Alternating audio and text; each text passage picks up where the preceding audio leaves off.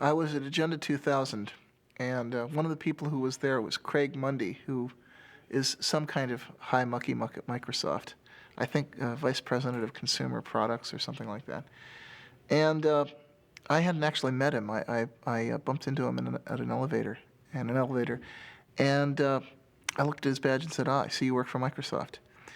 And he looked back at me and said, oh yeah, and what do you do?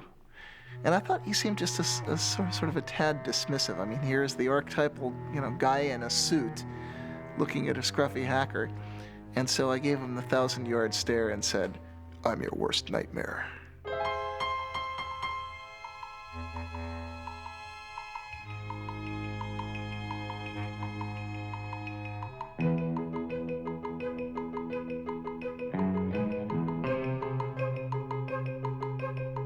For most of its short but colorful history, the computer industry has been dominated by the Windows operating system. But that could soon change, as Windows faces a strong challenge from Linux.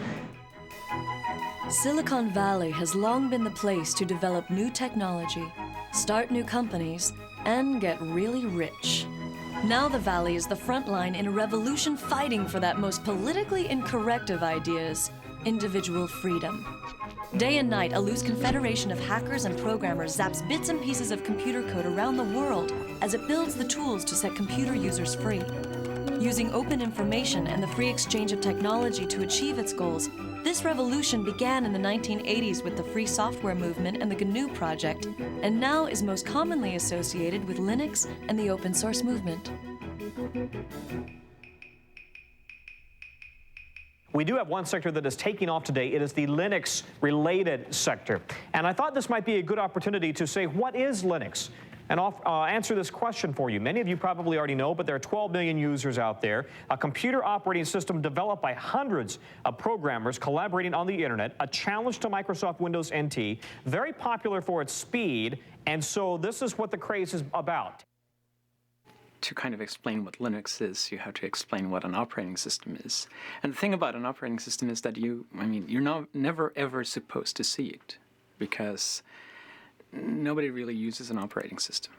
People use programs on their computer. And the only mission in life of an operating system is to help those programs run. So an operating system never does anything on its own. It's only waiting for the programs to ask for certain resources or ask for a certain file on the disk, or ask for the programs to connect them to the outside world. And then the operating system steps in and tries to make it easy for people to write programs. Open source is a way for people to collaborate on software without being encumbered by all of the problems of intellectual property, having to negotiate contracts every time you buy a piece of software, have a lot of lawyers involved. In general, we just want to get the software to work, and we want to be able to have people contribute fixes to that, etc. So we sort of sacrifice some of the intellectual property rights and just let the whole world use the software. Before there could be Linux, there was Richard Stallman and the free software movement. I mean, think of Richard Stallman as the great philosopher, right? And think of me as the engineer. Richard Stallman is the founding father of the free software movement. Through his efforts to build the GNU operating system, he created the legal, philosophical, and technological foundation for the free software movement. Without these contributions, it's unlikely that Linux and open source would have evolved into their current forms today. I joined the MIT Artificial Intelligence Lab in 1971. I joined a thriving community of hackers, people who loved programming, loved exploring what they could do with computers, and they had developed a complete operating system, entirely written there. And I became one of the team that continued to improve the operating system, adding new capabilities. That was my job, and I loved it. We all loved it. That's why we were doing it. And we called our system the incompatible time-sharing system, which is an example of the playful spirit which defines a hacker. Hackers are people who enjoy playful cleverness. Well, it first started going wrong as the outside world started pressuring us to have passwords. We didn't have any passwords on our computer. And the reason was that the hackers who'd originally designed the system realized that passwords were a way that the administrators could control all the users. And they didn't want to build tools, locks and keys for the administrators to control them. So they just didn't do it. They left that out. And we had the philosophy that whoever's sitting at the computer should be able to do whatever he wants, and somebody else who was there yesterday shouldn't be controlling what you do today. When they put passwords onto one of the machines at MIT, I and a bunch of other hackers didn't like it. I decided to try a subversive sort of hack. I figured out how to decode the passwords, so by looking at the database of encoded passwords, I could figure out what each person would actually type to log in. And so I sent messages to people saying, hello, I see that you've chosen the password mumble, or whatever it was. How about if you do as I do? Just type enter for your password. It's much shorter, much easier to type. And of course, with this message, I was implicitly telling them that the security was really just a joke anyway. But in addition, I was letting them in on this hack. And eventually, a fifth of all the users on that computer joined me in using just enter as their passwords. Where did the ideas that led to what is now called open source, how did that begin? Who began that? Well, it actually began with the start of computers, because at that time, software was just passed around between people. And I think it was only like in the late 70s, early 80s, that people started really closing up their software and saying, no, you can never get a look at the source code. You can't change this software, even if it's necessary for you to fix it for your own application. And you can actually blame some of that on Microsoft. They were one of the real pioneers of the proprietary software model. In the mid-1970s, a group of hackers and computer hobbyists in Silicon Valley formed the Homebrew Computer Club. In the club's January 31st, 1976 newsletter, Bill Gates of the recently formed Microsoft wrote an open letter to the community where he made a point-by-point argument for the relatively new concept of proprietary software. Up to that point, the practice of computer users had been to freely pass around software with not much thought given to its ownership. Known as an open letter to hobbyists, Bill Gates writes, "To me, the most critical thing in the hobby market right now is the lack of good software courses, books, and software itself. Without good software and an owner who understands programming, a hobby computer is wasted. Will quality software be written for the hobby market?" Gates goes on to write, "The feedback we have gotten from the hundreds of people who say they are using BASIC has all been positive. Two surprising things are apparent, however. One, most of these users never bought BASIC, and two, the amount of royalties we have received from sales to hobbyists makes the time spent on Altair BASIC worth less than $2 an hour. Why is this? As the majority of hobbyists must be aware, most of you steal your software. Hardware must be paid for, but software is something to share. Who cares if the people who worked on it get paid? Is this fair? One thing you don't do by stealing software is get back at MITS for some problem you may have had. MITS doesn't make money selling software. One thing you do is prevent good software from being written. Who can afford to do professional work for nothing? What hobbyist can put 3-man years into programming, finding all bugs, documenting his product, and distribute it for free? The fact is, no one besides us has invested a lot of money in hobby software. What about the guys who resell Altair BASIC? Aren't they making money on hobby software? Yes, but those who have been reported to us may lose in the end. They are the ones who give hobbyists a bad name and should be kicked out of any club meeting they show up at. I would appreciate letters from anyone who wants to pay up or has a suggestion or comment. Signed, Bill Gates, General Partner, Microsoft." In the late 70s and early 1980s, Richard Stallman was doing artificial intelligence research and coding at the MIT Artificial Intelligence Lab. Richard had a number of negative experiences during that period which soured him on the whole idea of commercial software. Such as? Some code that he wanted to work on and wanted to fix was locked up, and he couldn't get the company that owned the code to let him fix it, even though it would have been to their advantage to do so. And that put me into a moral dilemma, you see, because to get one of the modern computers of the day, which was the early 80s, You would have to get a proprietary operating system. The developers of those systems didn't share with other people. Instead, they tried to control the users, dominate the users, restrict them, saying, if to get this system, you have to sign a promise you won't share with anybody else. And to me, that was essentially a promise to be a bad person, to betray the rest of the world, cut myself off from society, from the cooperating community. And I had already experienced what happened when other people did that to us, when they refused to share with us because they had signed these contracts. And it hurt the whole lab, kept us from doing useful things before. So I just wasn't going to do that. I felt, this is wrong. I am not going to live this way. And from experiences like this, he developed a profound hostility to the idea of intellectual property in software.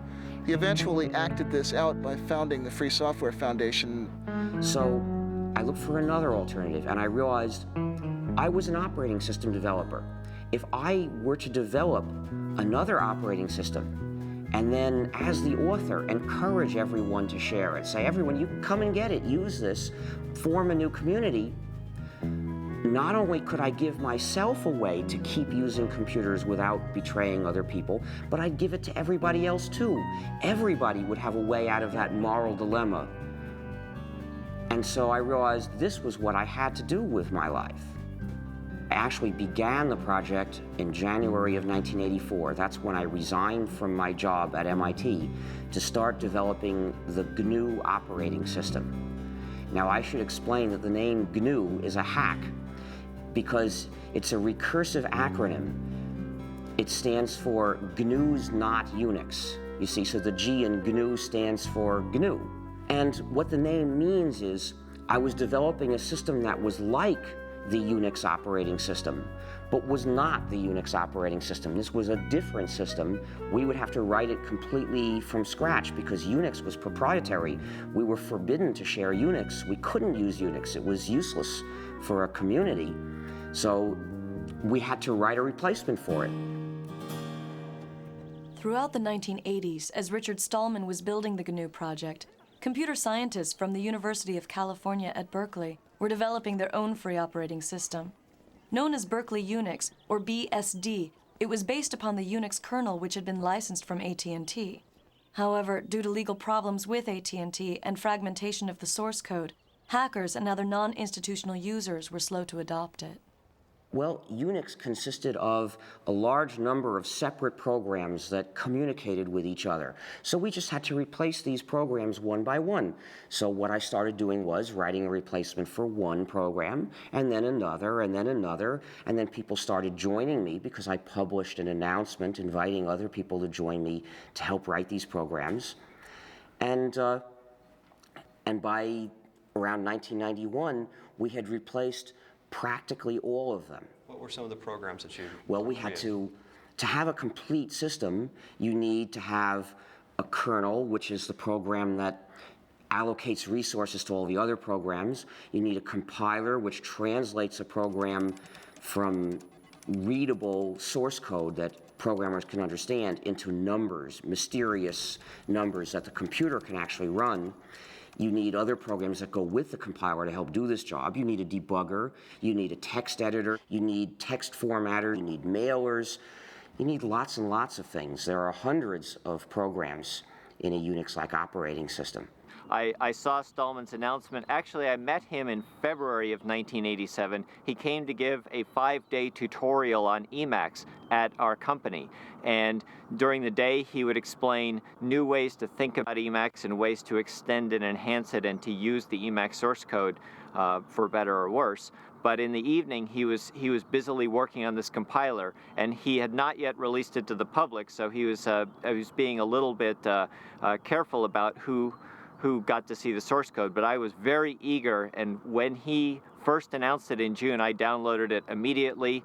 I played with it, I got some pointers from him, and when I sent the source code back to him, he was very actually amazed at how quickly I was able to ramp up on his technology.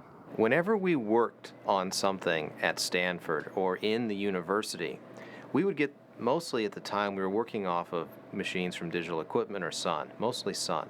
Whenever we would get a Sun machine, the first thing we would do is we would spend literally days downloading GNU free software from the internet, building it and installing it on that Sun machine.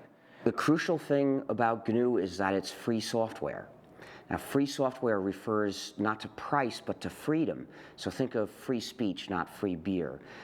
The freedoms that I'm talking about are the freedoms to make changes if you want to, or hire somebody else to make changes for you if you're using the software for your business, to redistribute copies, to share with other people, and to make improvements and publish them so that other people can get the benefit of them too. Now, those are the freedoms that distinguish free software from non-free software. These are the freedoms that enable people to form a community. If you don't have all these freedoms, you're being divided and dominated by somebody. My first experience contributing to free software came in late 1989, early 1990. I was working as a graduate student at Stanford University on computer-aided design tools. One of the pieces I needed was a tool called a parser generator. Well, the Free Software Foundation under Richard Stallman had created a great tool called Bison. I needed a tool that worked with C++. Bison worked with C. I modified Bison to create something called Bison++. And it was a tremendous feeling of empowerment to be able to take a piece of software that was available and create what you needed in a very short piece of time by modifying it. I put it back on the internet, and I was amazed at the number of people that picked it up and started using it. In fact, I remember going to job interviews. I at various times considered just going out and getting a job, and I'd gone to a job interview, and I was talking with one of the people, and I started asking them about what tools they used, and they said, gee, we use Bison++, and I said, oh, I'm the author of Bison++. Free software generally does have a copyright, it does have an owner, and it has a license. It is not public domain. If we put the software in the public domain, somebody else would be able to make a little bit of changes and turn that into a proprietary software package, which means that the users would be running our software, but they wouldn't have freedom to cooperate and share. To prevent that, we use a technique called copyleft. The idea of copyleft is that it's copyright flipped over. And what we do is we say, this software is copyrighted, and we, the authors, give you permission to redistribute copies. So we give you permission to change it. We give you permission to add to it. But when you redistribute it, it has to be under these terms, no more and no less, so that whoever gets it from you also gets the freedom to cooperate with other people if he wants to. And then in this way, everywhere the software goes, the freedom goes too, and it becomes an inalienable right to cooperate with other people and form a community. And so what is that, the license? What is that? Well, copyleft being a general idea, in order to use it, you have to have a specific example. And the specific example we use for most GNU software packages is the GNU General Public License, a particular document in legalese which accomplishes this job. A lot of other people use that same license. For example, Linus Torvalds uses that license for Linux as well. Well, the license I use is the GNU General Public License. That's the one that Richard Stallman wrote, and I think it's a really astounding contribution. It's one of the few software licenses that was written from the standpoint of the community rather than from the standpoint of protecting a company or, as is the case with the MIT and the BSD license, performing the goals of a government grant program. And the GPL is really unique in that it's not just a license, it's a whole philosophy that I think motivated the open source definition. I don't hide that a lot of what I do came from Stallman. A crucial step in the growth of GNU, Linux, and the free software movement was the creation of businesses based upon the software and philosophy. Ground zero for the beginning of the business phase was the Electronics Research Lab at Stanford University. Known as ERL, the lab was the place where the first GNU and Linux businesses found their inspiration. So right here is where ERL was. That would have been the entrance over there next to the Electrical Engineering McCullough building. As you walk in, you come in, you walk down the hallway down here, My office would have been about here, and then right across the hall from that was Michael Tieman's office. Michael Tieman took and started a company, Cygnus Software, but the idea was to sell consulting and services around the GNU free software. And, well, Michael's done very well with Cygnus. Well, I spent a lot of time working out how we were going to make money, and in the original GNU Manifesto, which is the last chapter of the GNU Emacs manual, Stallman proposed a number of different possible ways to make money. From the beginning of the free software movement, I've had the idea that there's room in it for business to be done. One of the advantages of free software is that there's a free market for any kind of service or support. So if you are using software in your business and you want good support, you have a choice of people to go to for it. You have a choice of businesses that are in the business of providing you with support. So they're going to have to, in general, give you good support, or you'll go to somebody else. With proprietary software, support is a monopoly. There's one company, typically, that has the source code, and only they can give you support. So typically, you're at the mercy of a monopoly. That's the case, for example, with Microsoft. So no wonder the support is so bad. The benefits of free software were tremendous, but the cost of supporting it internally made managers very, very nervous. And so the fundamental idea I had was, if we could build a model that could deliver 2 to 4 times of support and hand-holding capability that an internal engineer could provide, and we could do it at 1/2 to 1/4 of the cost, that would meet the test of whether or not people would actually buy. And by about the fall of that year, we had all of the things worked out about who we needed on the technical team, what the terms of the sale would be, what the key price points were, and we actually received our incorporation in November of 1989. One of the most difficult things in starting our company was actually finding a name for it. I explained this to one of my friends, we were having difficulty, and he returned an email message that basically just had a bunch of words with the name GNU in it. And Cygnus was the one that looked least obnoxious and least obscene. I can say very clearly that Cygnus was the first business that specialized in free software. Cygnus supported free software, filled a very essential niche because we had this great software, you could get it for nothing, but you couldn't get support, and they made their money by charging for support. The GNU project started by building a toolkit of basic development tools such as a C compiler, a debugger, a text editor, and other necessary apparatus. And their intention was eventually to develop a kernel to sit underneath those and be the center of the operating system. By about 1990, they had successfully developed that toolkit, and it was in wide use on a great many variants of Unix, but there was still no free kernel. The kernel happened to be one of the last things we started to do, and we had started it not long before. And that's when Linus Torvalds came along. Linus or Linus? What's your preferred pronunciation? When I speak Swedish, it's Linus. When I speak Finnish, it's Linus. When I speak English, it's Linus. And I really don't care how people pronounce my name. But Linux is always Linux. He developed a kernel and got it working faster than we got ours working, and got it to work very nicely and solidly. His kernel is called Linux.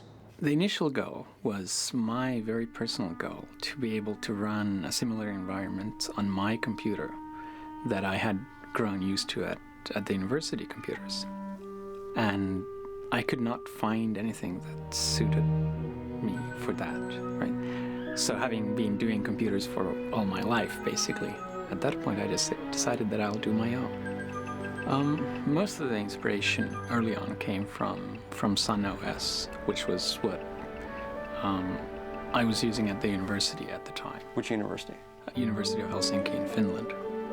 From 1991 to about 1993 was really, I guess, the infancy period of Linux. That was when it was still only alpha or beta quality. It was relatively unstable, although even then it was a good deal more stable than a lot of what are now called production operating systems. Linus used the traditional tried and true method of writing one program that does the job, and he got it to work quickly, in fact, faster than I would have thought was possible. The term for it is monolithic, which means that basically the OS itself is one entity, indivisible, while in a microkernel, the operating system kernel is actually just a collection of servers that do different things, and then they have a common protocol for doing communication between themselves. So why is it that if the GNU project had so much lead time, so to speak, doing this, why is it that he was able to kind of come in at the tail end, so to speak? Well, we actually started the GNU herd not long before he started Linux. And as it happened, though, we chose a design that's a very advanced design in terms of the power it gives you, but also turns out to be very hard to debug. We decided to divide up the kernel, which traditionally had been one program, to divide it up into a lot of smaller programs that would send messages to each other asynchronously to communicate. And the problem is that style of programming has a great deal of potential for bugs, which are often very hard to figure out because they depend on does this program send this message before or after this one sends that message. And the result was, it took us years to get the thing to work. What is Linux's relationship to the GNU project? Well, there's relationships to GNU on kind of multiple levels.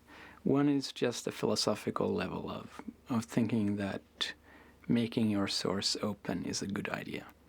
When Linus developed the kernel, he wasn't doing it for the GNU project. He did it independently. And he released it independently, and we didn't know about it. But some of the people who did know about it decided to look for what else they could find to put together with that kernel to make a whole system. And they looked around, and lo and behold, everything they needed was already available.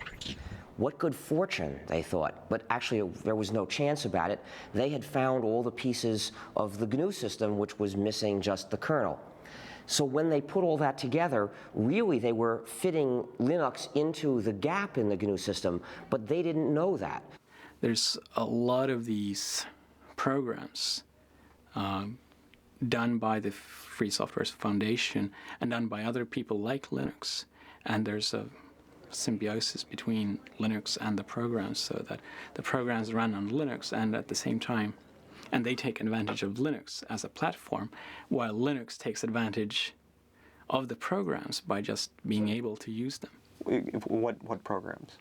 For the main one is actually the GNU C compiler, which without a C compiler it would not have been possible to make Linux or most of the open programs available.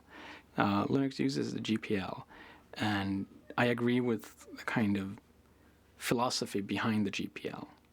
That said, the GPL itself is not a very pretty document, which is probably just because no lawyers can ever be very pretty.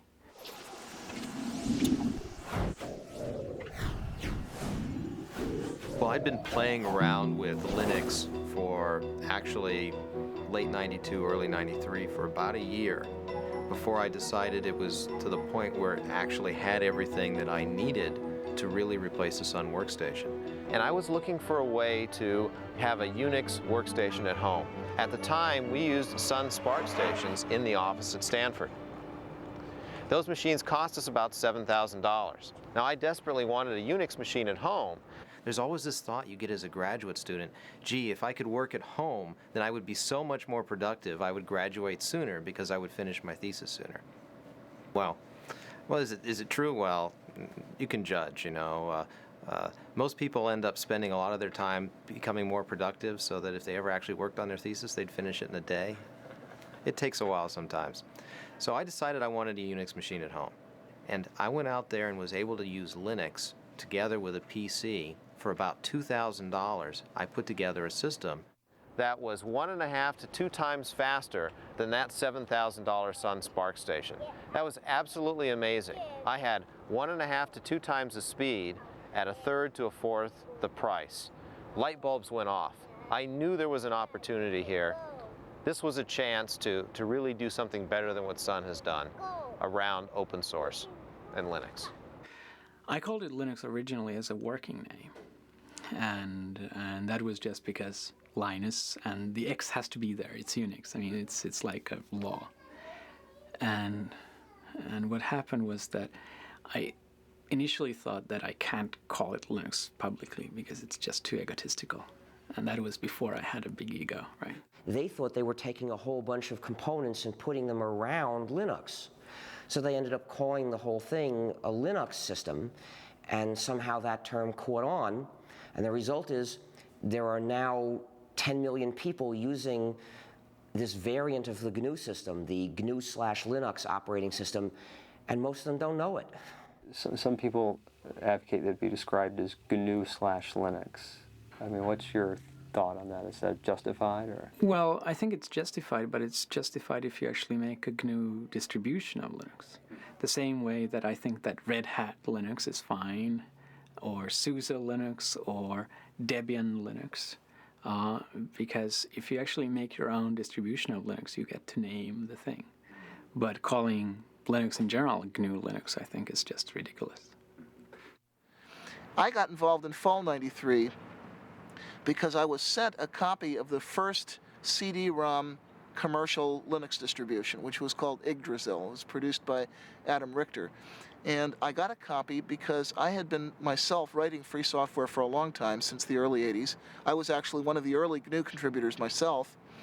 And I was absolutely astonished. I was completely astonished because I'd been a software engineer for nearly 15 years at that point, and according to all the rules I knew about controlling complexity, keeping your project groups small, having closely managed objectives, Linux should have been a disaster, and it wasn't. Instead, it was something wonderful, and I was determined to figure out how they were getting away with that. In order for Linux to grow beyond the world of the computer programmer, it needed a use, an application that made it a must-have technology. That threshold was crossed with the development of a program that made complex websites possible. That program is the Apache Web Server. The killer app of Linux was undoubtedly the Apache Web Server. If you look at the history of Linux, the adoption curve of Linux and the adoption curve of the internet exactly track each other. 1993, which was when the Apache Web Server project really got started, was also the beginnings of the popular ISP explosion, when the internet first became a mass market commodity and the idea of web-based electronic commerce and mass communication became real. I think it was one of the first applications that caused people to go, wow, if I install Linux, I get some tangible benefit from doing so, right? I mean, clearly there were a lot of interesting applications on Linux at the time, this being maybe 2 or 3 years ago when this thing really started to take off. But there wasn't a driving, you could almost say business case for someone to use Linux versus using NT until, I think, Apache. And a lot of the things that plugged into Apache and enhanced Apache. I mean, when you went to go out and build a server farm, it was much more cost-effective, real dollar terms, to build it on Linux and Apache than it was to build it on IIS and NT, even if it meant that you had to spend a little bit of money to train your staff to learn how to use that or to find people who were knowledgeable. But the good news was that that knowledge wasn't very expensive because there are all these college students out there who had been using Linux for a long time and were very familiar with it. If you look at the trend curves in web servers, Apache has steadily been gaining in market share ever since. It's up to something like 66% now. It's steadily clobbered all of the closed source competition. And that's because it's more reliable, it's more flexible, it's more extensible. It does what webmasters actually need. And the combination of Apache and Linux found its way into a great many commercial shops. Essentially, Apache became the application that motivated internet service providers and e-commerce companies to choose Linux over Microsoft's Windows. It would probably run best on Linux and on FreeBSD. And the reason is the communities around those operating systems are also the communities that contribute the most back to Apache, right? And they were also the operating systems that internet service providers started using very heavily as well. And internet service providers really liked Apache because it allowed them to do a lot of different things that some of the commercial web servers didn't, such as the ability to host more than one website on a single box, which clearly if you're an ISP and you have 40,000 users and they all want their own website is going to be pretty important to you.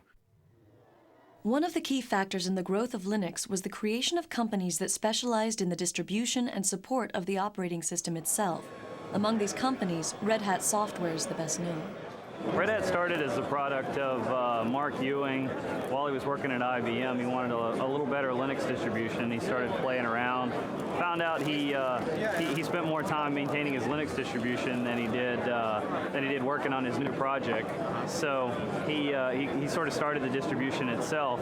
He met up with Bob Young, who at the time was running a company called ACC Bookstore, which was a mail-order PC Unix catalog.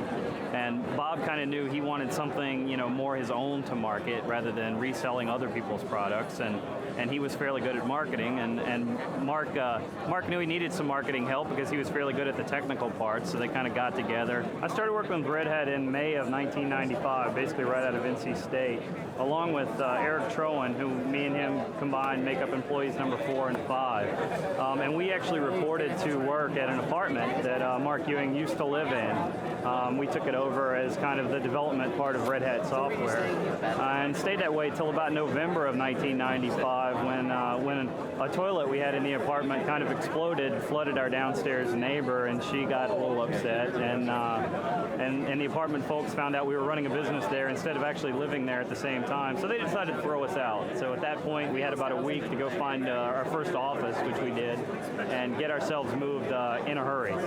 So.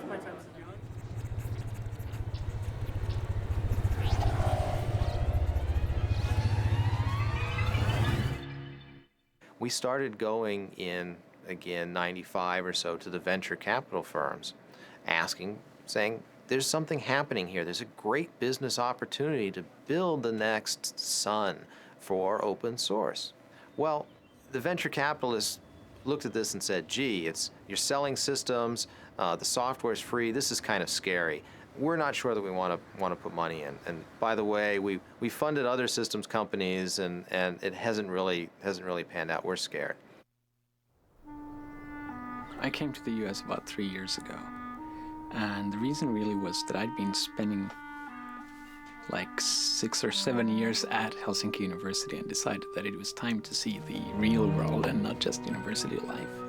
Especially this area had a lot of the most interesting work being done. So I just decided that let's try to move halfway across the world and give this a try, and it's turned out pretty well. Do you see this as temporary or long-term? Well, we saw it as temporary at first, and I think it's certainly looking like it's turning long-term. Our youngest daughter is both a US and a Finnish citizen because she was born here, and the older one is speaking both Swedish and English, so.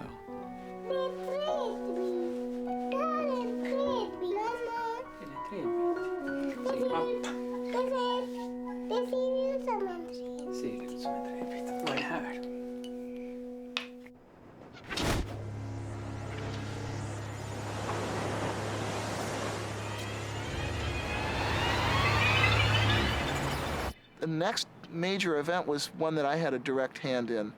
I wrote a paper called The Cathedral and the Bazaar, which was my observations, my anthropological analysis of what it was that made the open source world work. We didn't call it that then. We're still using the term free software primarily.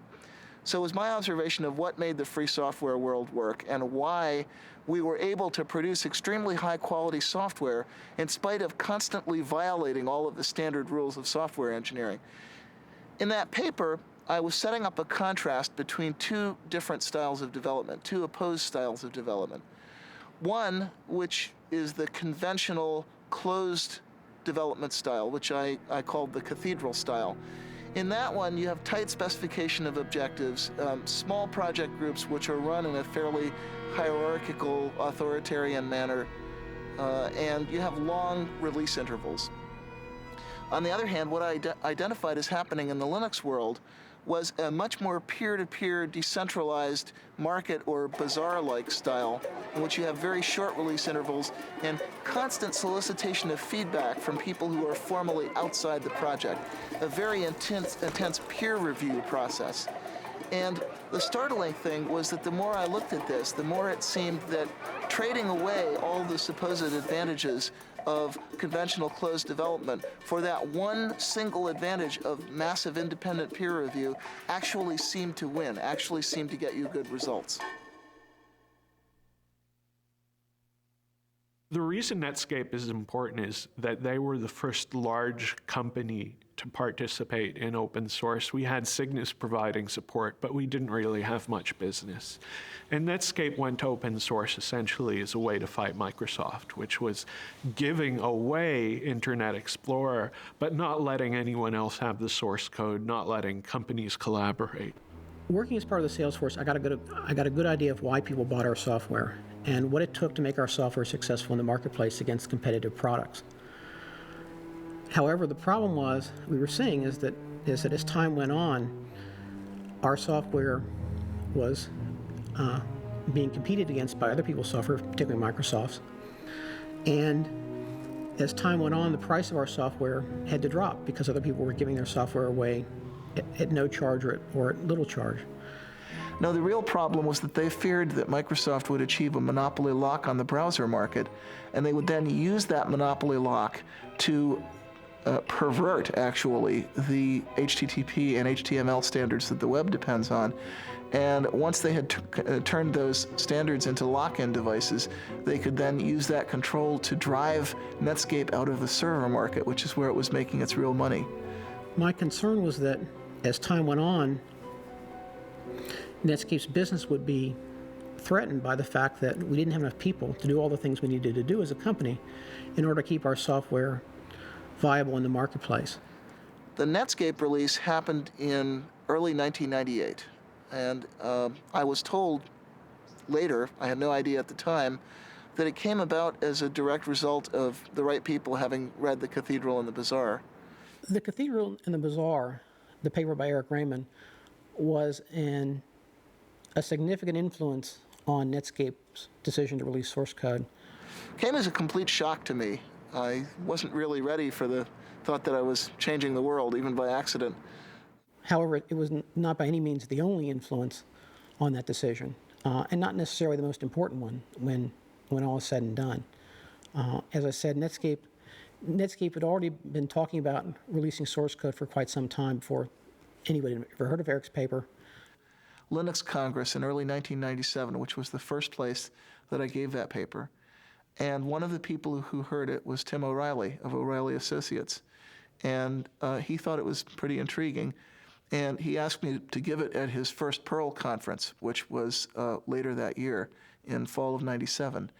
And apparently what happened, I was told later, although I had no idea this was happening at the time, is that some people from Netscape actually heard the paper at the Perl conference and took those ideas back to Netscape, and they kind of lit a fire there.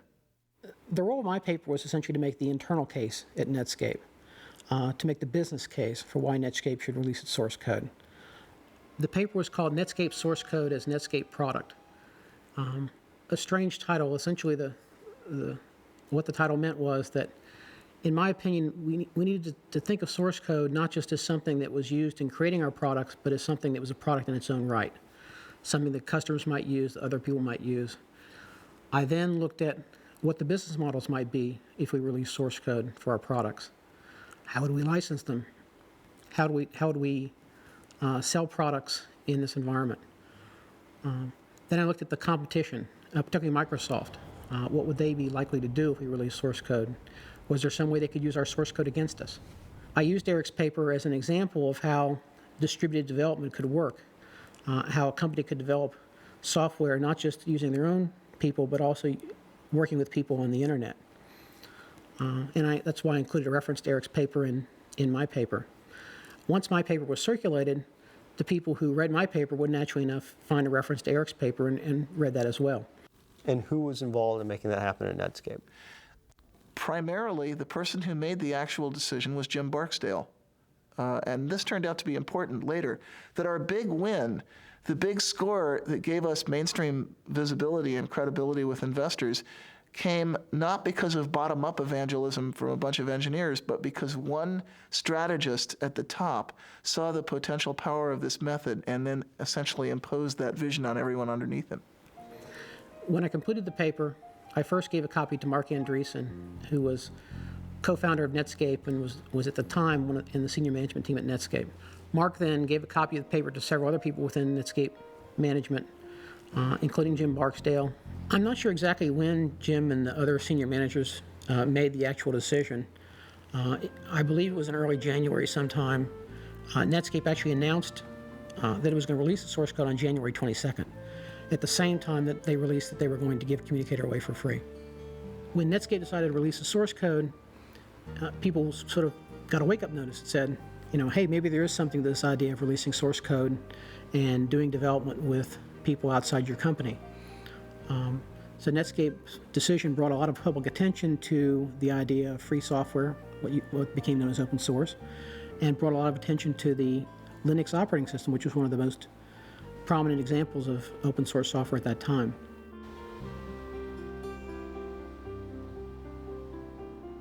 This is our first office, Mountain View, California. We moved here in early 1995. This is 4,000 square feet. It was an incredible leap of faith for us to move out and take the company to our own office. Now, what's really important about this place is that this is the office where the term open source was invented. If you walk into an executive's office and you say, free software, okay, if you're lucky, the response you'll get is something like, free software must be cheap, shoddy, worthless. And if you're not lucky, it has associations with the Free Software Foundation's wholesale attack on intellectual property rights, which, regardless of what you think about the ethics of that, it's lousy marketing. It's not something that businesses want to hear.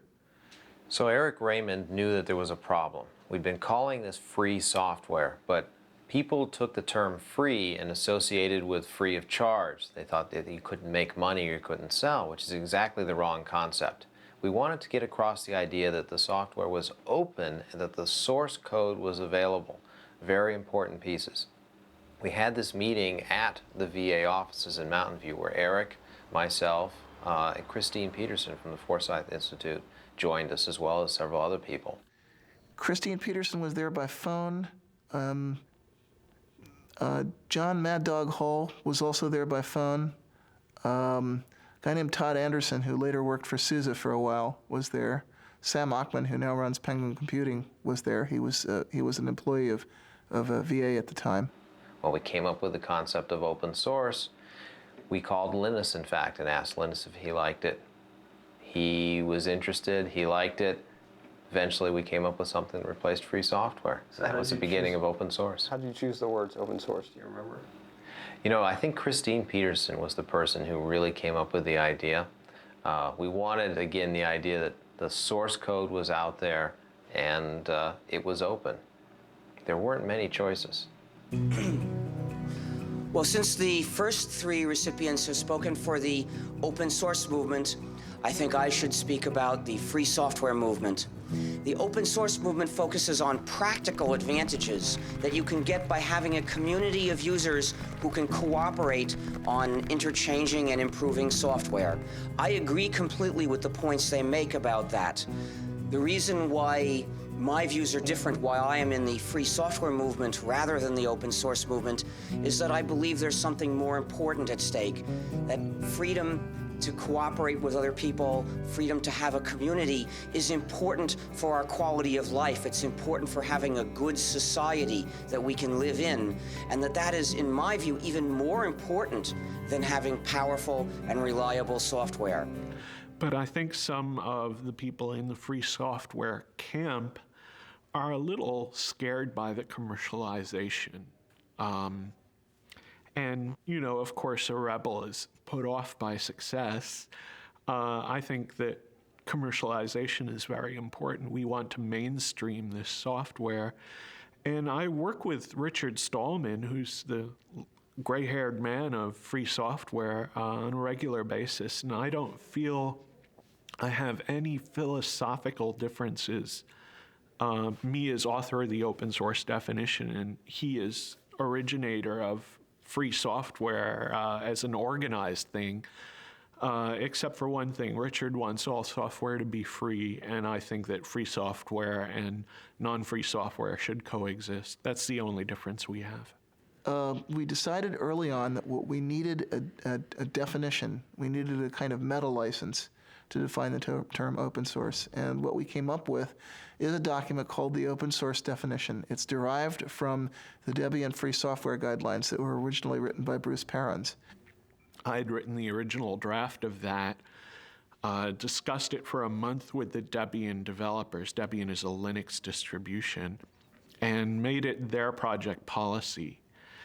And Eric and I decided to relabel what we'd written for Debian as the open source definition, and to say open source is software that gives you a list of 9 rights, which is in the open source definition.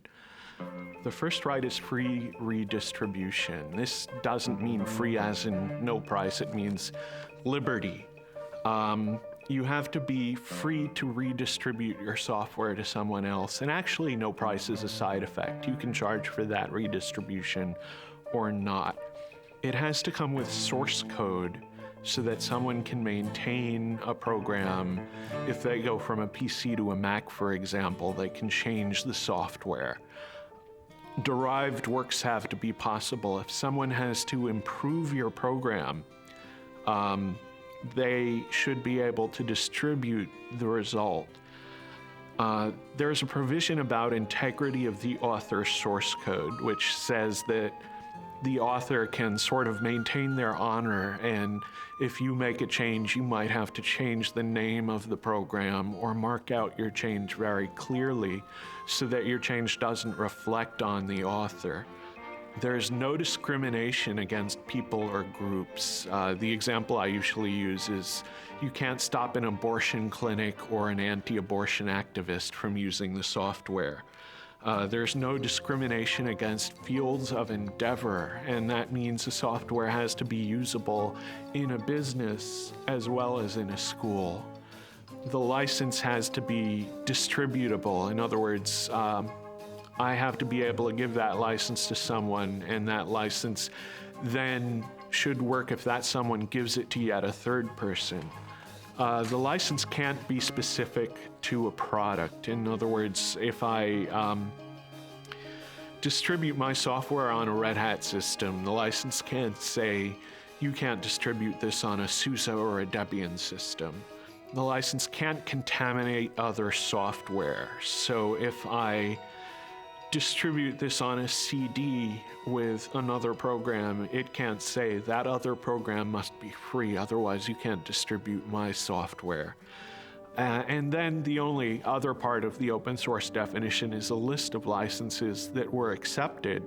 And the ones that we started with were the GPL, which was actually the example for a lot of what's in the open source definition, the BSD license, because software for BSD system pre-existed Linux.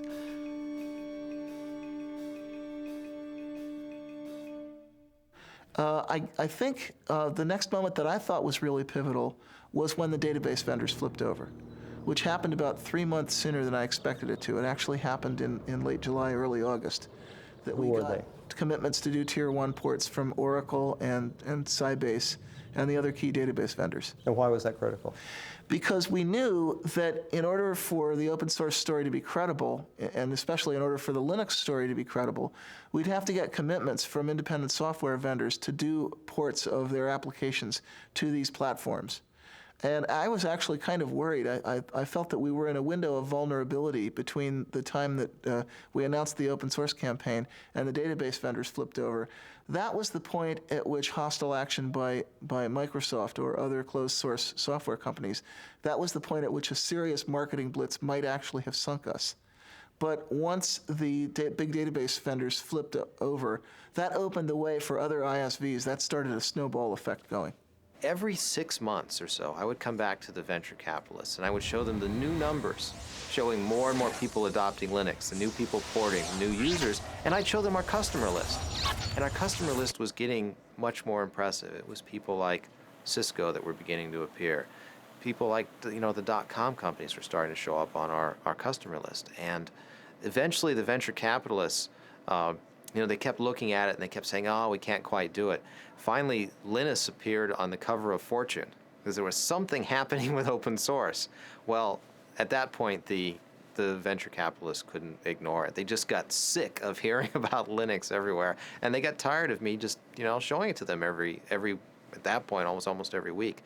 So they decided it was time to invest, that there was something happening. Well, I announced open source to the world on the internet. I did a lot of the early administrative work of starting the open source initiative. And I think 6 months later, I was reading the words open source in the news all the time and was totally astounded. And a year later, I believe Microsoft was talking about releasing some source code. And someone in the press asked Steve Ballmer if they were going to open source their code, and Steve Ballmer said, well, open source means more than just releasing the source code. And I realized that he had read my document and understood it and was now telling the press about this. Now, if you're like just a guy on the net who's not doing this for a job at all, and you sort of write a manifesto and it spreads out through the world, and a year later the vice president of Microsoft is talking about that, you'd think you were on drugs, wouldn't you? But that's what really happened.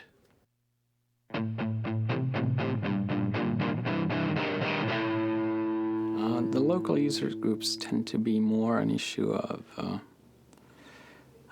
building a social network, especially getting people familiarized with the issues, also just acting as a kind of support network for people who do not, for example, have the ability to pay for a commercial support network.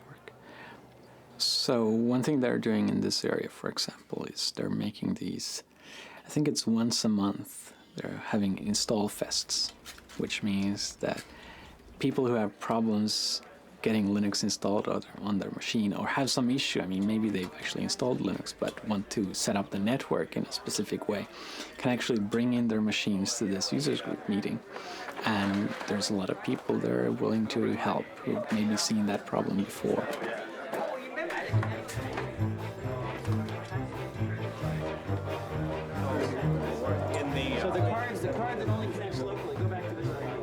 Well, actually, things aren't going so well. I tried it earlier myself. I had problems, and so I came to this Install Fest where all the gurus abound. Hopefully, I'll have better luck getting it in. Instead of sending emails or writing to news groups on the internet and waiting several days for the answer sometimes, it's easy to come here and find other people who might know about your problem and may be able to help you. And hopefully within a few hours you have your machine installed. Originally I wanted to install on my larger laptop, and so I just did a search on the net and found where there were resources to get help. And I'm here today because I'm trying to put Linux on this little guy right here, which is a Toshiba Libretto. And it's not the easiest thing in the world to do because it's a weird piece of hardware. So, are there any chairs around here? Incredible.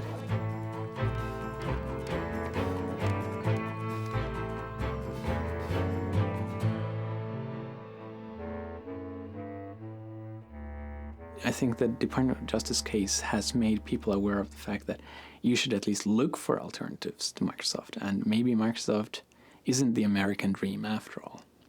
And that kind of shift in perception, you can very clearly see that people just took Microsoft for granted.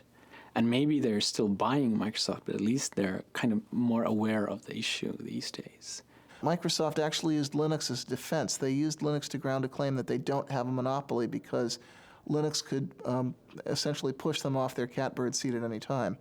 It was a very ingenious argument, totally specious, because it didn't do anything to answer the charge that they had previously engaged in bullying and various anti-competitive practices. But it was clever of them. In an event, the judge didn't buy it. Well, ordinarily, we in the Linux community are rather wary about letting Microsoft become the issue, but there was a Slashdot article about December of '98 where a fellow named Matt at the Noodle had pointed out that a gentleman in Australia had managed to receive a refund for the unused copy of Windows that came with his computer.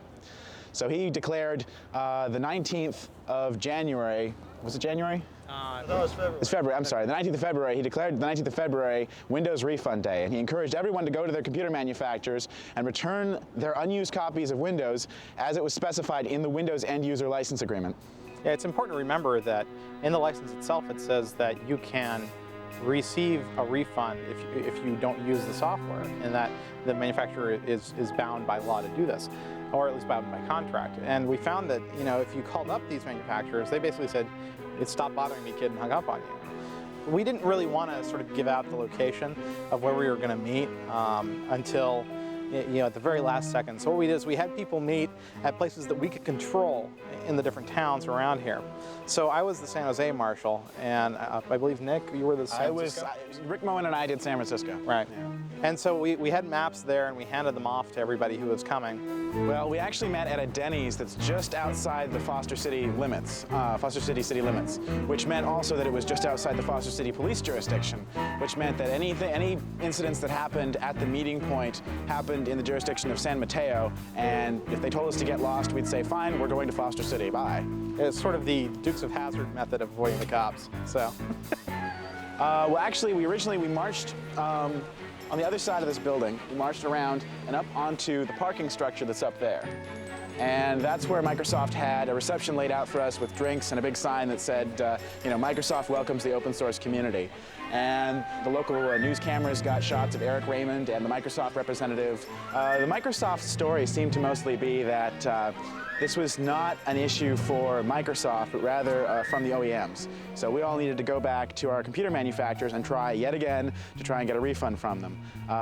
We responded to them saying, you know, we've tried that, it's not possible. We need Microsoft to take action at this point. And they just repeated the tagline over and over again. You need to go to the OEMs, the manufacturers, and get your refunds there.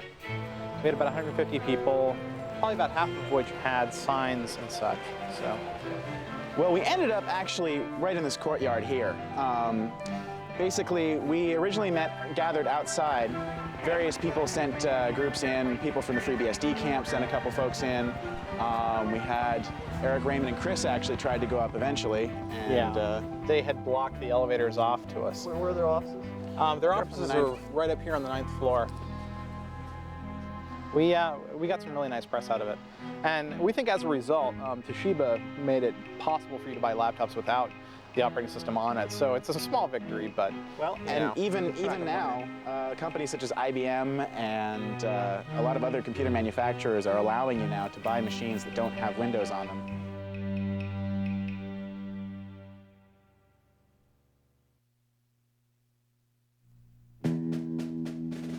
You know, when I was a kid and I went to school, the teachers were trying to teach us to share.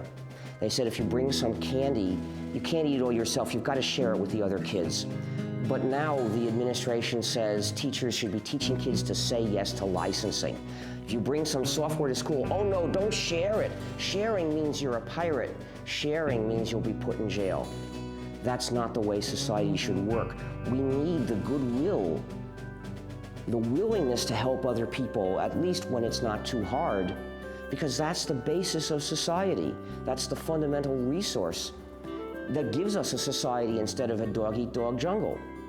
So what about people that say that if you have rampant piracy, it will eliminate the profit motive, and then in the creative works software will not be? Well, they're wrong on both counts. For one thing, people are making a profit from developing free software, but for another, the freedom to have a community is more important.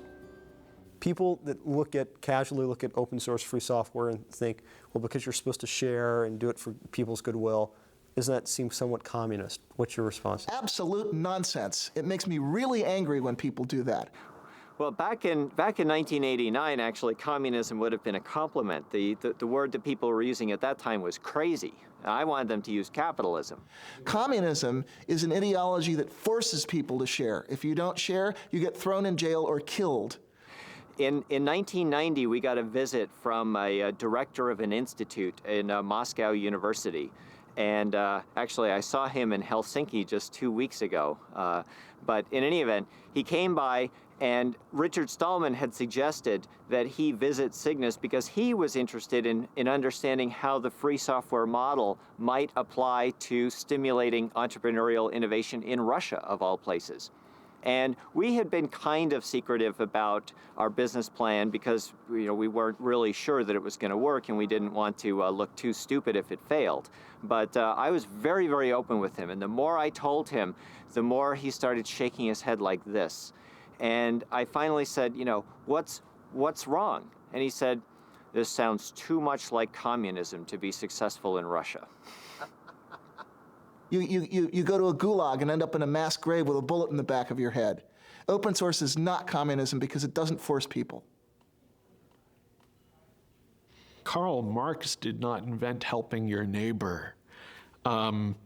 It's not communist to have a commons. A commons existed long before communism as a philosophy of government. There are many commons in our lives. For example, we drive on the highway, something that is maintained for our common good. Actually, labeling our business model means that it misses the point a little bit. Whether it's communist or whether it's capitalist, the label doesn't matter. The real question is, how much value can you deliver? How scalable is the business? What kind of problems, what kind of rate of innovation can you sustain? And then however you want to label that is really up to you.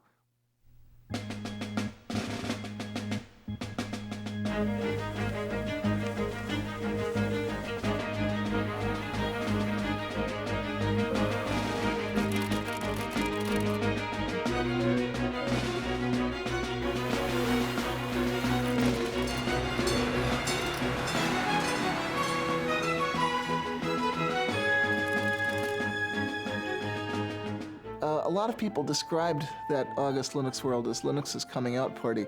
Linus Torvalds was very funny about that. He said, what, was Linux gay? But some people said, yeah, that was our debutante ball. That was when the Linux guys, the hardcore hackers, really got it together with the suits.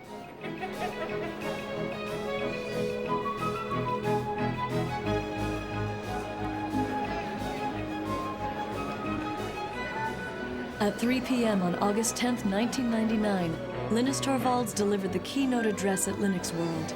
The crowd of 6,000 people began lining up at 12 noon.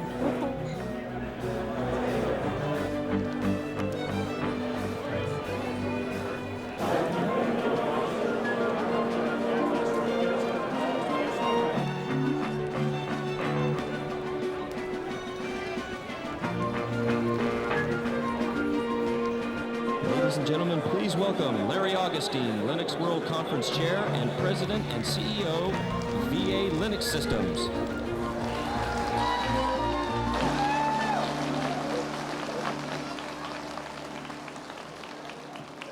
These guys have to clap. I pay them. Thank you all for being here. It looks like it's been a great show so far. If you'll indulge me for a moment, I'm going to try and avoid the glare of the lights and just I still think there's a lot of people, even though this is the second show, I still think there's a lot of people who don't quite get what it is that's so exciting about Linux. There's this great show going on next door, there's huge exhibits and everything, but it's the people out here that are the real contributors, not those companies. The person on next, I know you all know, so I don't have to give anything in the way of introduction. Ladies and gentlemen, I give you Linus Torvalds. Linus.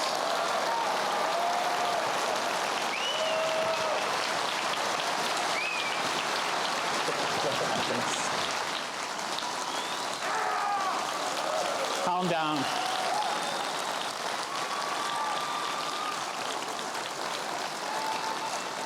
Calm down. Say, yes. I don't want to just give one of my normal talks because I find them boring. Probably by now, most of you find them boring too because you've heard them like 10 times. But after the technical update, we'll actually try whether we can do a questions and answers session with 5,000 people or how many of you there are there. And it may not actually work out because one of the 5,000 people is really loud. The one thing I will do, which I always do in all my talks, is the gratitude thing. I want to kind of acknowledge the fact that I've obviously not been alone in doing Linux.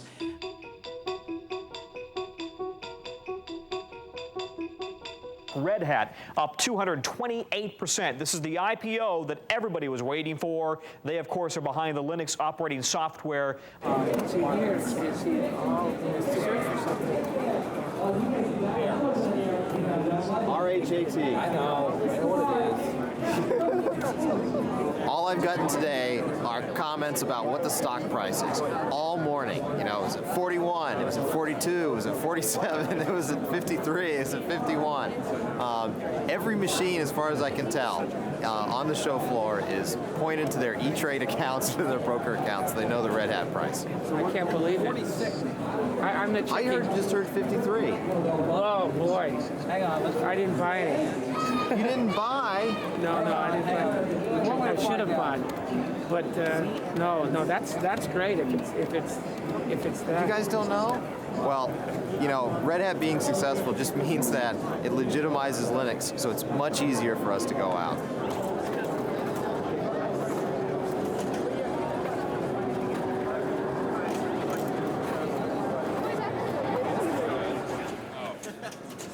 Yeah, our made-for-digital homoerotic adventure tapes. The government confiscated that one. Yeah.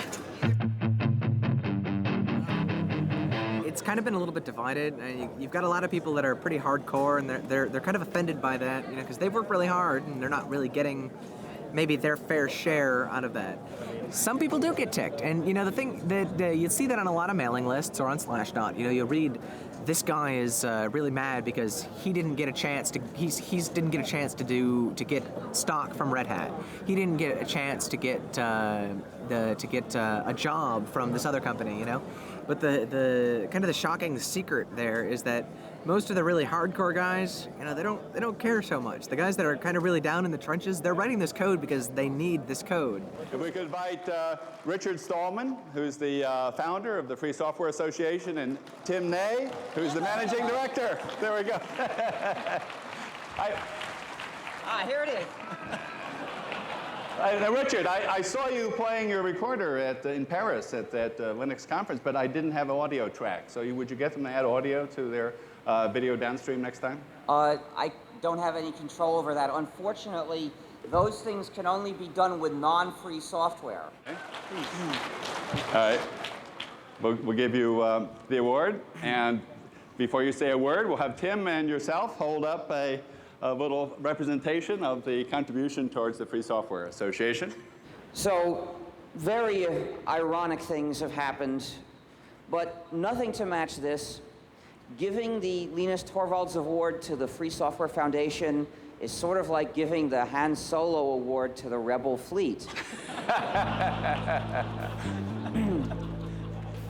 You see, some of you may not realize how far that analogy goes. But actually, let me tell you how we got here. See, what happened is, 15 years ago, if you wanted to use a computer, the only way you could do it was with proprietary software that divides and subjugates the users. And most people a lot of people didn't like it, but they saw no alternative. But some of us were determined to make an alternative, and we said we're going to develop a free operating system, a free software operating system that will give users the chance to have freedom while they use their computers. Now, a lot of people said, well, it's a nice idea, but it's so hard, we'll never get it done, so I don't want to participate. I don't believe you can ever get it done. But luckily, not everybody said that. And clearly, we knew we would eventually get the kernel done. But as it happens, somebody else did a better kernel before we did. Now, in the old days, we had an overall strategy for calling people's attention to the importance of freedom, to the freedom that they can have or not have when they use a computer. Well, what can we do about it? As far as I can tell, the only workable way of trying to change this and make that strategy work again is to spread the word that the operating system you're using is actually the GNU system, somewhat modified, of course. And when people know this, they'll take a look at the reasons we developed this system, they'll think about these issues, and some of them will decide they agree. So I ask people, please tell people this is the GNU system. It's the combination of GNU and Linux, so we can call it GNU/Linux.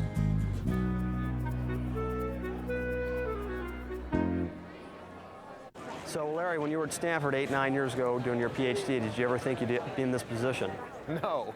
All kidding aside. No, I had no idea, honestly. What did you think you would be when you were finishing up your PhD? You know, that's a good question. I really didn't have a good idea. I mean, here we are on this huge show floor. There were people just going crazy about Linux. We had 6,200 people crammed into a room to see Linus speak last night. Here we are with, you know, all of these huge vendors all over the show. It's just, you have no idea that this is going to happen. I mean, this is just this little operating system that we were happy with, that a few people cared about. You know, I thought I'd have a nice little consulting business, and here I am suddenly with all of this huge show going on. It's just incredible. I mean, a year ago, you could look and say, you know, this is going to be big. And everyone's standing at the show going, you know, the show was big last year. Is it going to be as big this year? Then you remind them, you know, last year was only 6 months ago. Then they go, oh, Linux time.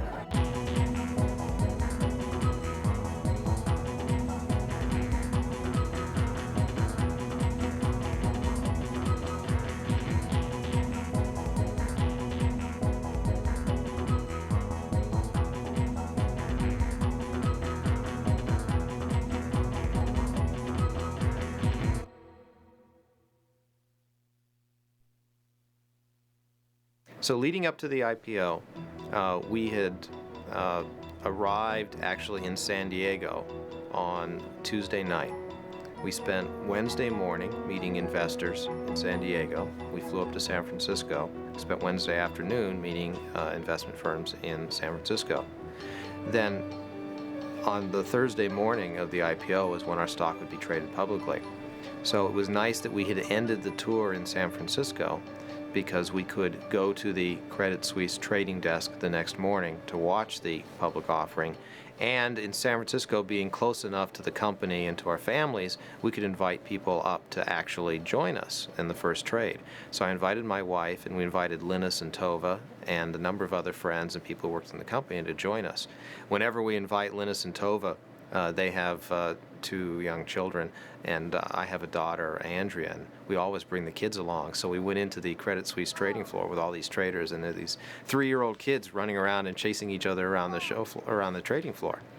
So Linus and I walked in, and we walked up into the trading floor, and everyone was very excited. And we kept asking them, "Well, how's it going? Are things going okay?" And they said, "Oh, it's we're really excited. We think things are going well. We don't want to say, you know, we don't want to jinx anything." We walked in, there was a big screen TV showing CNBC, and it was amazing to us, but the theme for the day was Linux. Now, we have an IPO that's going to go today, and when I mean go, it is going to go. The estimates I'm hearing are staggering, but watch VA Linux Systems. It goes at 1240 today. The symbol is LNUX, a provider of large-scale computer service and workstations specially designed for the Linux operating system. The original range on this IPO was $11 to $13, then $21 to $23, then $28 to $30, priced at $30. And the estimates I'm hearing, I don't want to repeat because I don't have a confirmation, but if they're true, they will blow your mind when this stock takes off at 1240. I turned to Linus and I said, "Gee, did you ever think, you know, you'd walk in here someday and Linux would be the theme on CNBC?" And you know, Linus, in his joking way, said, "Oh, absolutely." So we walk in and they show us the buy and sell orders coming in, and it's incredible. We're seeing numbers like $320, $340 a share, and I'm just in complete shock. You know, this is over 10 times where we priced the offering. It was incredible. And I remember Linus just kind of sort of patting me on the back and saying, just, you know, relax. And it was pretty exciting to see that. I mean, it was just amazing. We were stunned.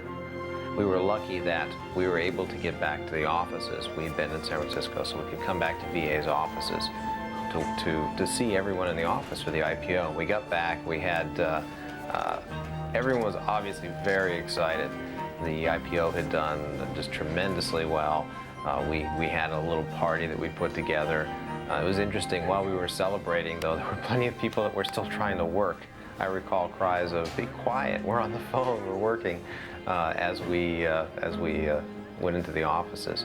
One of the things I did was I gave the roadshow presentation for the employees back at the office so they could have an idea of what we'd been telling investors and understand exactly what we'd put together for them. But again, the story of the day is VA Linux now up 766% to $235 to $265. Sue, the best performing IPO ever. Here it goes. Sycamore Networks was priced at $38, surged to $270. This has just beat it. And by the way, so how do you feel about potentially billions of dollars of wealth being created from your creation, but you're not necessarily directly cashing out? So if I hadn't made Linux available, I mean, I wouldn't have gotten any money that way either. So I mean, it's a win-win situation. Just the fact that there are a lot of commercial companies means that there are a lot of Linux people who used to work on Linux kind of on the side. And now they get paid for doing what they wanted to do. And that helps me in the sense that I wanted them to work on Linux anyway.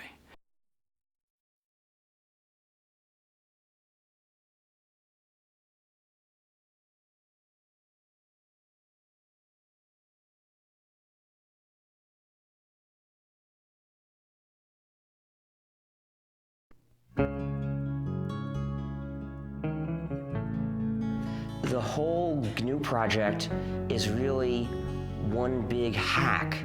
It's one big act of subversive, playful cleverness to change society for the better, because I'm only interested in changing it for the better, but in a clever way. Hi, we're the GNU Stallmans, and this is the free software song. Join us now and share the software. You'll be free, hackers, you'll be free.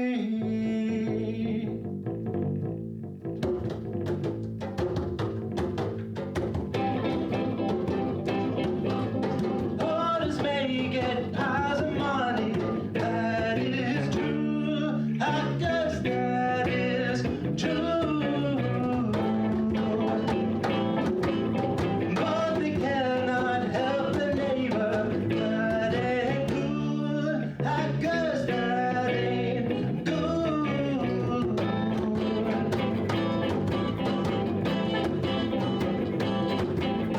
When we have enough free software at our core, hackers at our core, we'll do out those dirty licenses evermore, hackers evermore.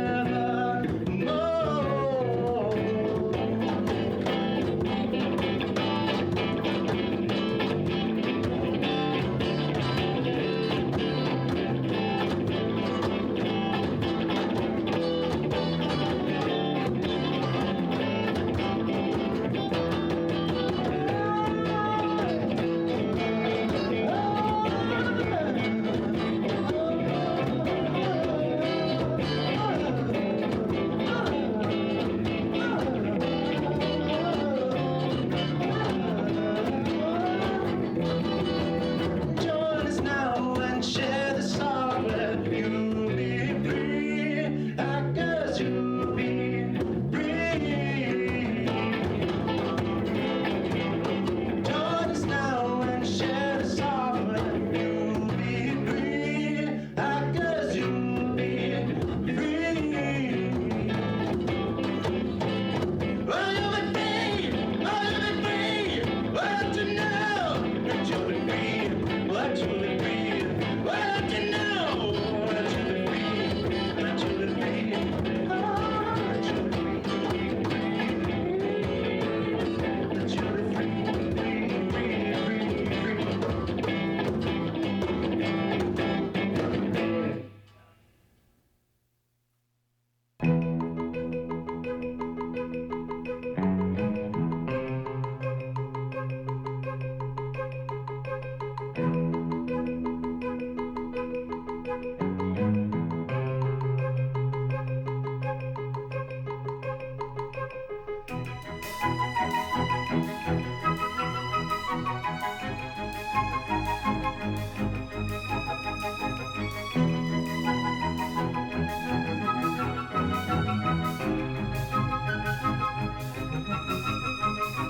Thank you.